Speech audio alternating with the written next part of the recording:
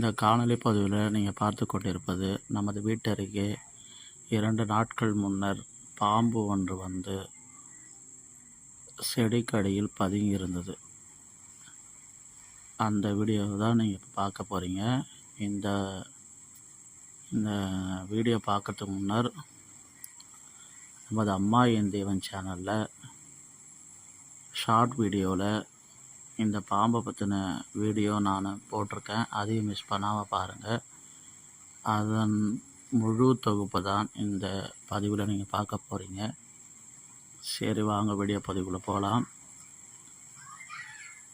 இந்த பதிவு பார்க்கும் முன்னர் இந்த வீடியோ எடுத்த விதமும் நான் சொன்ன கருத்துக்களும் உங்களுக்கு பிடிச்சிருந்தா இந்த வீடியோவுக்கு ஒரு லைக் கொடுத்து உங்கள் நண்பர்களுக்கு அதிக அளவு பகிருங்கள். உங்களுடைய கருத்துக்களை கமெண்ட் பாக்ஸில் பதிவு பண்ணுங்கள். உங்கள் கருத்துக்கள் எங்களுக்கு முக்கியமானது. புதிதாக பார்க்கும் நண்பர்கள் நமது அம்மா என் தெய்வன் சேனலையும் வெள்ளக்கட்டி செல்லம் சேனலையும் வீடு வாசக்கோலம் சேனலையும் சப்ஸ்கிரைப் செய்து கொண்டு அதை பெல் பட்டன் அழுத்திட்டு ஆள்னு கொடுத்துங்க. அப்படி கொடுத்துக்கிட்டிங்கன்னா நம்ம எப்போல்லாம் வீடியோ பப்ளிஷ் பண்ணுறோமோ அப்போல்லாம் மொபைலில் நோட்டிஃபிகேஷனாக டான் வந்து சேரும். வீடியோவை முழுமையாக பாருங்கள், எங்கேயும் ஸ்கிப் பண்ணாதீங்க. சரி, வாங்க பதிவில் போகலாம். எங்கள் வீட்டருகே 2 நாட்கள் முன்னர் அந்த பாம்பு வந்து செடிக்கடியில் பதுங்கி இருந்தது. கிட்டத்தட்ட ஒரு 1.5 மணி நேரம் எங்கள் வீட்டருகே பரபரப்புடன் காணப்பட்டது. ஏன்னா பாம்பு வந்தால் படையும் நடுங்க இல்லையா? படையே நடுங்கும்போது நாங்கள் இருக்கிற 4 வீடும் நடுங்க இருக்க முடியுமா நண்பர்களே?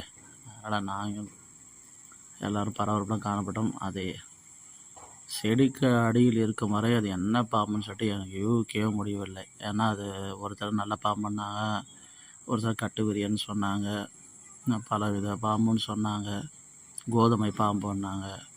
ஏன்னா அது செடிக்கடியில் அது பதுங்கிறதுனால அது வெளியே வரும் வரை என்ன பாம்புன்னா என்னால் யூகிக்க முடியல. அது வெளியே வந்து அது ஊர்ந்து போகும்போது தான் எங்களுக்கு தெரிஞ்சுது அது மண்ணொலி பாம்புன்ட்டு. அது வரைக்கும் எங்களால் கண்டுபிடிக்க முடியல. ஏன்னா மண்ணொலி பாம்பு வந்து ஆமை வேகத்தில் நவரணும் இல்லை, அந்த அளவுக்கு ஃபாஸ்ட்டு கிடையாது. அதே போல் ரொம்ப நீளமும் இருக்காது. அதே போல் உடல் தடித்து காணப்படும்.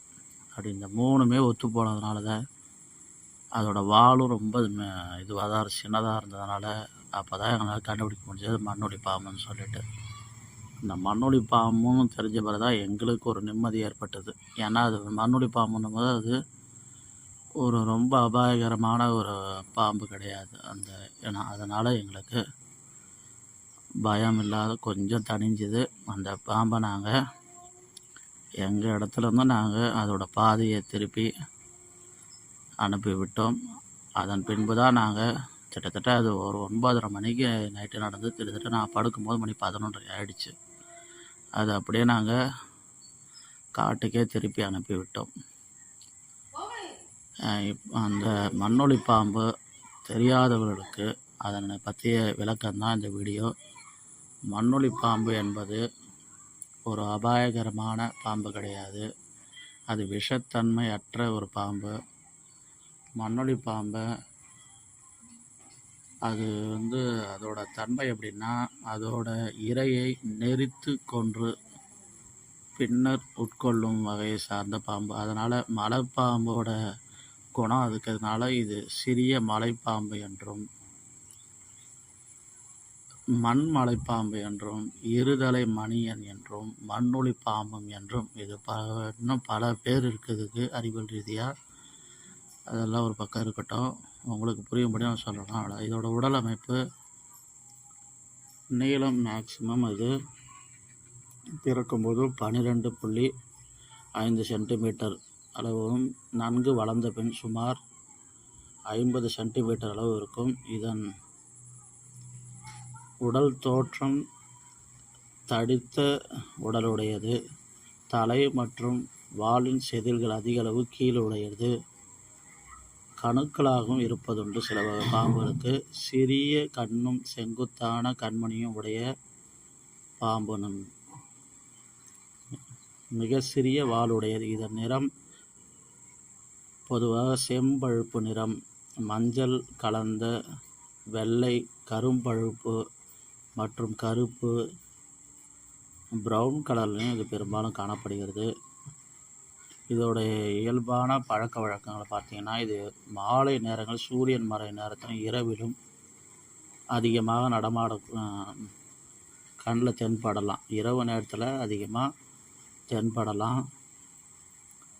இது எலி, பெருச்சாளி போன்ற உயிரினம் இருக்கு இல்லையா, அதோட வளையலில் அது பதுங்கி இருந்து வாழும் தன்மையுடையது. பொதுவாக பூமிக்கடியில் மண் சார்ந்த பகுதியில் இது அநேகம் காணப்படும். இது விவசாயிகளுக்கு நண்பனாகவும் இது கருதப்பட்டிருக்கிறது.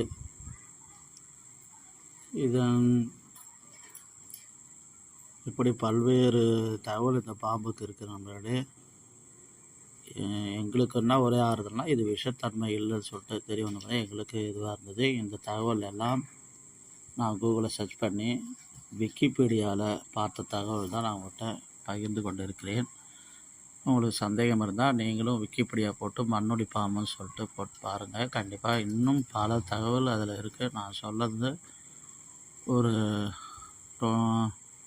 50% கூட நான் சொல்லியிருக்க மாட்டேன். நீங்கள் இன்னும் இதை முழுமையாக தெரிஞ்சிங்கன்னா நீங்களும் விக்கிபீடியாவில் போய்ட்டு மண்ணொலி பாம்பு போடுங்க. இதோட முழு தகவலும் தெரிஞ்சுக்கலாம். நம்மளே பாருங்கள், நம்மளே இந்த வீடியோவில் நீங்கள் பாம்பை பார்த்தாலே தெரியாது எந்த அளவுக்கு வேகமாக போகுதுன்னு நீங்கள் பார்த்துருப்பீங்க. ரொம்ப வேகம், நிதானமான ஆமை வேகத்தில் தான் போச்சுன்னு சொல்லலாம். அதோட உடலும் தடித்த மாதிரி இருந்தது. எங்களுக்கு புது அனுபவமாக இருந்தது. இந்த வீடியோ பற்றின கருத்துக்கள் வரவேற்கப்படுகிறது. உங்களுக்கு இந்த வீடியோ பிடிச்சினா லைக் பண்ணுங்கள். ரொம்ப பிடிச்சினா நம்ம சேனலை சப்ஸ்கிரைப் செய்து ஃபாலோ பண்ணிங்க. மேலும் நல்ல ஒரு வீடியோ சந்திப்போம். நன்றி.